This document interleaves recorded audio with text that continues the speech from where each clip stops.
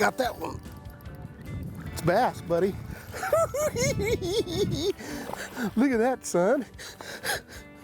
Right out of that cage. Right out of that cage. Folks, it's not a big fish, but it is a bass right here. We are at Apache Lake. And, you know, I went up and actually tried to throw some crankbaits and some jerk baits up in the river, just could not make anything happen. And I'm like, you know what? They got the habitat here, and let's see if there's anything hanging out in this habitat. And came out here, and we're on one of the habitats out here on the main lake here. And I'll tell you, a lot of times those big largemouth like to hang out. Now, I'll tell you what, I've been here twice now, haven't been able to catch a smallmouth bass. We had the golden algae bloom probably 5 years ago, 6 years ago. It happened again. It's happened twice or 3 times now. And it's almost like it wiped out the smallies. Now, there's some guys that claim they're catching some smallies. I haven't done it yet, but there's always fish that survive. It's hard for them to survive the golden algae bloom, but it might have been just a partial part of the lake. But on this particular last algae bloom they had, the golden algae, it releases toxins in the water and it just kills the fish. And so a lot of the fish that were living deep, you know, are probably coming up, things like that, and you can catch those fish. And I'll tell you what, the lake will fish tough, but the cool thing about it is it seems like you got it to yourself. There's nobody. When we launched today, there was one boat on the water, at least at the parking lot. And so we're the only ones out here. We're gonna see what we can't do to catch some fish. The last time I was here, I had to drop shot them. No lie about that. This one I caught out of the cage on a drop shot because I like to drop that drop shot straight down in there. But I've got my jigs hooked up, my Texas rigs hooked up. We're gonna find some areas, maybe we can catch a few more. The habitat is an awesome spot, you know, find wood, trees, you know, big rocks, things like that, and you might be able to drag out a few big largemouth, and that's what we're gonna try to do today here at Apache Lake. Got that one. Oh, that's a good one. I got that one. That one's on that little weed pig. Look at that, folks. Solid fish. Solid Apache Lake bass right there. That is so much fun. That reminds me of the old days. Of course, these fish, come here, got you. Got you, you little turkey. Oh, beautiful fish. You can see how healthy they are. Beautiful and healthy. Let him go back down there. You know, these fish are in 14 to 19, 20 foot of water right around there. What I picked up though was that little tiny weed pig. It's great for drop shot. Look at that little guy. Made by Arizona Custom Baits. And it just looks like a little bug. Look at that. And I'm Texas rigging it in this. There's no way I'm gonna throw down in that habitat with an exposed hook. So I'm using a little tiny #1 hook. Now what's really cool about Apache Lake is they dropped habitat in here. And it really reminded me a lot of Lake Havasu when they started dropping habitats in some of these lakes. It really helps these lakes out. Not only does it help the fish have something to hide in, but you know, the fry, you know, when they have a spawn, it helps those fry get in some of that little stuff where they've got a place to hide and grow, you know, so it works out really good.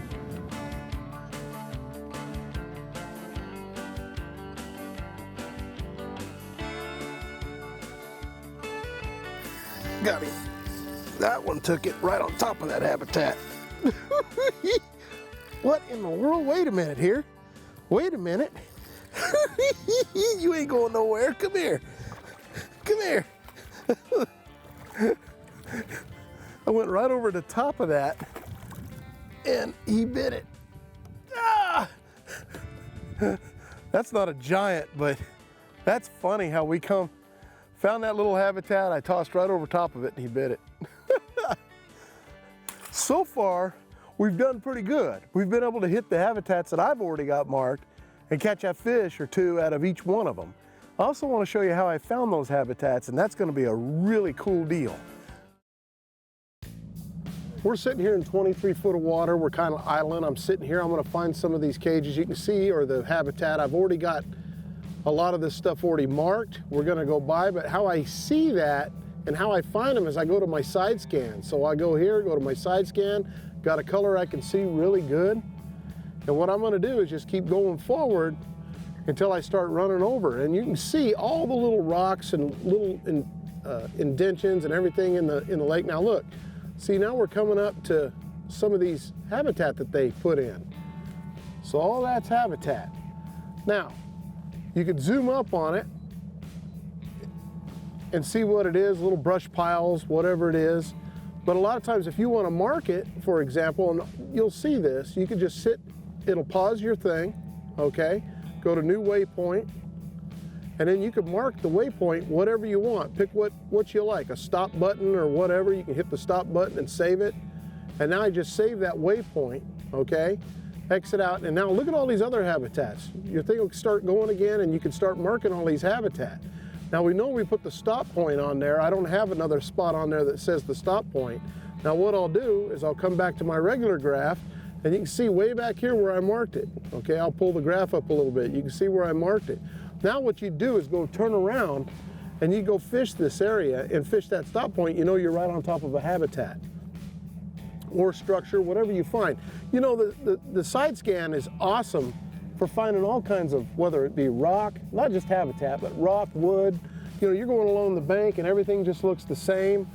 And when you've got that out there, it'll actually show you what's going on. Now look, we're even seeing little balls of shad, okay, out here. We're coming out a little bit deeper. There's little balls of shad.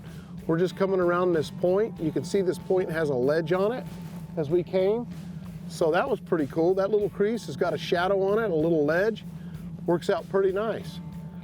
But you can see the little balls of shad. You can see the rock over here on the side. You know, this side scan is a lot of fun to use. And if you mark some of your waypoints on some big boulders or big sticks or big trees, and you mark those and then come back and fish those, a lot of times that's what the bass hang out on. So you want to fish those areas. You can go down the bank blind all you want to, but if you take a little time and use your graph to find some of these hidden objects down there, you're going to catch a lot more fish.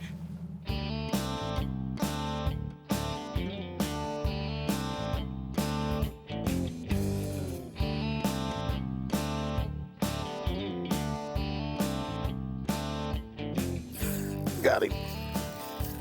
Got him. Oh, that's a nice one. Right out of that spot. Look at that fish.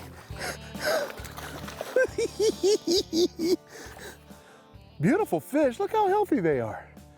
You know, that's still some fun fish right here at Apache Lake. You know, we moved from one set of habitats to another. Now, granted, I've got them marked because I've fished here for a long time, but, you know, finding these habitats can be a lot of fun too. And they've always seemed to put more in, and, you know, it really helps out. So finding those with your graph is very important. But, you know, I switched up to a little bit different colored worm, Arizona custom bait here. It's kind of a oxblood, light oxblood, red flake type deal. And it's one of my favorite colors. Boy, he really boogered me up here. There's one thing I will say about fishing these though that you have to remember. You know, I've always been an advocate for throwing that 6-pound test line, and you'll catch a lot of fish. It seems like you get a lot more bites on it, but when you're fishing structure and things like that, and you're in habitat like this, especially at places like Lake Havasu, things like that, even though the water's clear, it doesn't hurt to bump it up to 8. It's amazing what 7 or 8 pound test, just that little extra does for you. It really does help a punch. And so bumping yourself up from 6 to 7 or 8 really helps.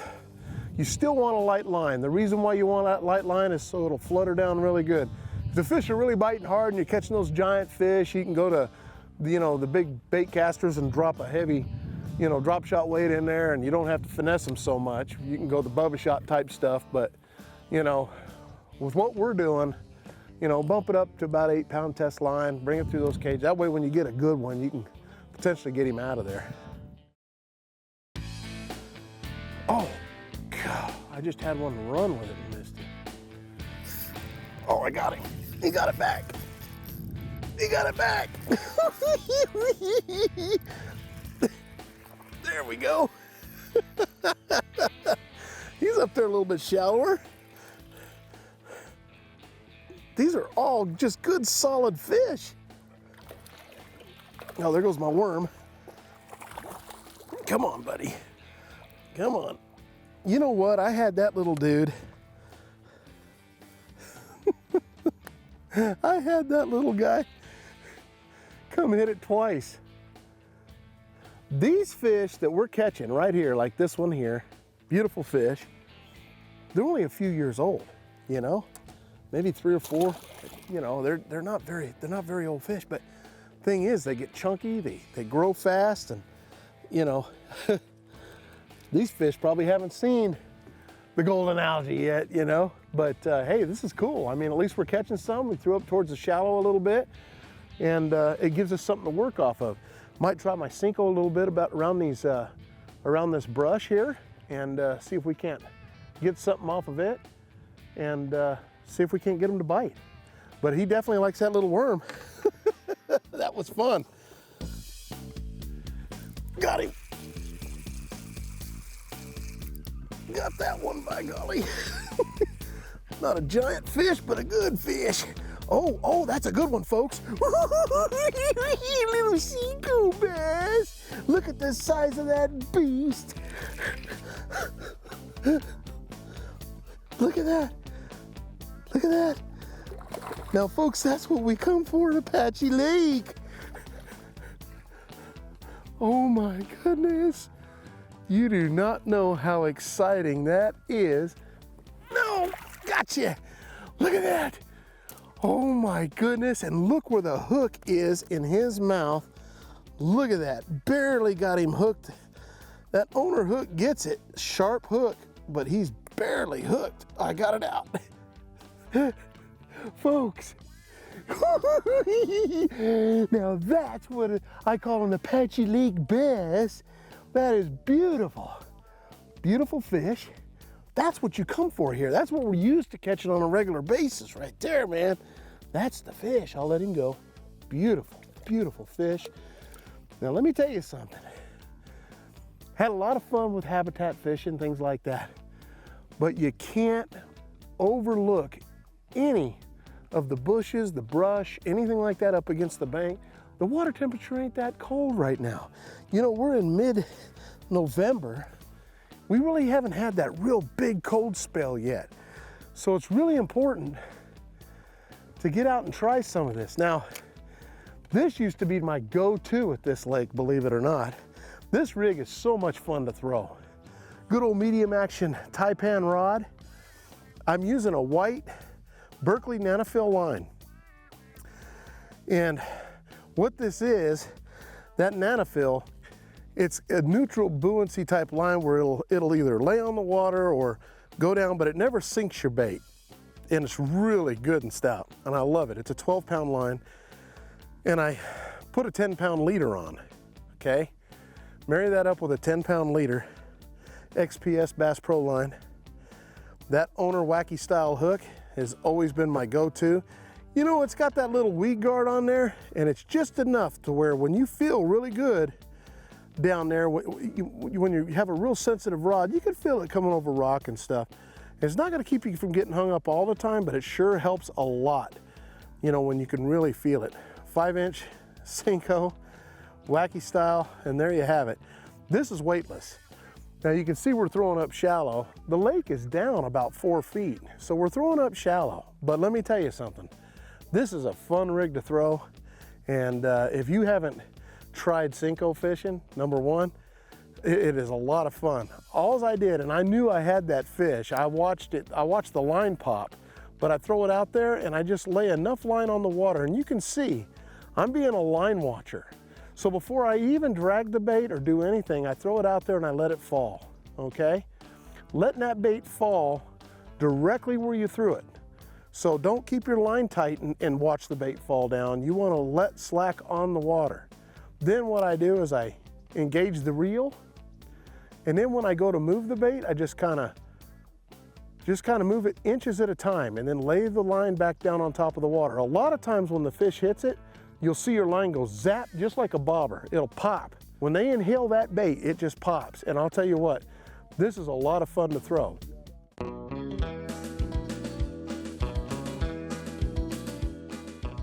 Hey folks, for my tip of the week, There's a lot of brush, a lot of weeds, a lot of brush on this lake, and tules, things like that. The one thing that I would make a decision on if I'm fishing this lake, number one, bass are ambush predators. So in saying that, even though if it was really sunny like we have on the other side, there's brush piles over there and there's bushes and things like that. But here's the deal. I want to go where I'm going to find some shade, okay? They'll use that for ambush areas. And I'll tell you something else. The shade actually allows you to not have to make such precise casts, because they'll use that shade to hide in to ambush their prey, versus if you get into the real sunny stuff, if the sun was really shining down on this and we had no shade on the side of it, then you'd have to be really precise on the cast. Find the shade, it'll help you find the fish, and you'll catch a lot more fish.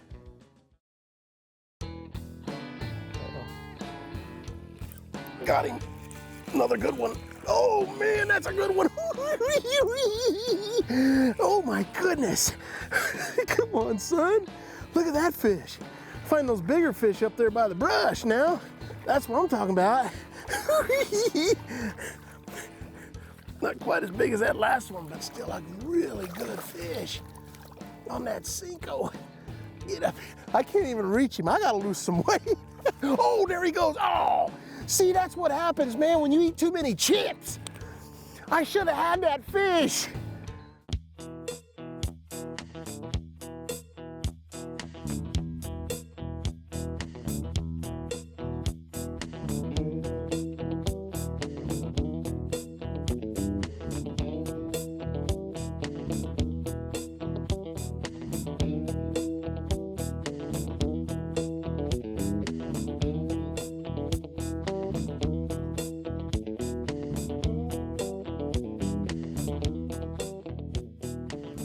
Well, folks, we've had a great time on Apache today. Still tough.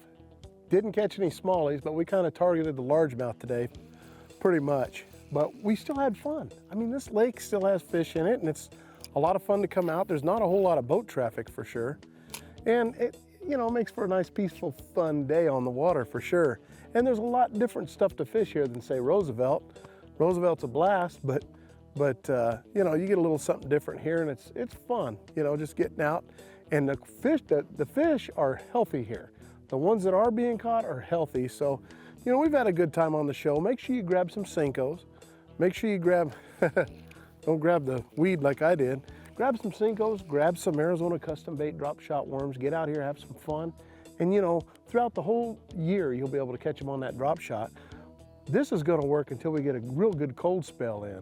And then you'll have to go a little bit deeper. But I'll tell you what, you'll have a lot of fun. It's getting to be spoon season. It's still a little hot for the spoons to be working as good as I thought they'd be working right now. But get out here to Apache Lake, have some fun. And like I said, there's no pressure. Just go out and have some fun catching fish. Till next week, we'll see you on the water.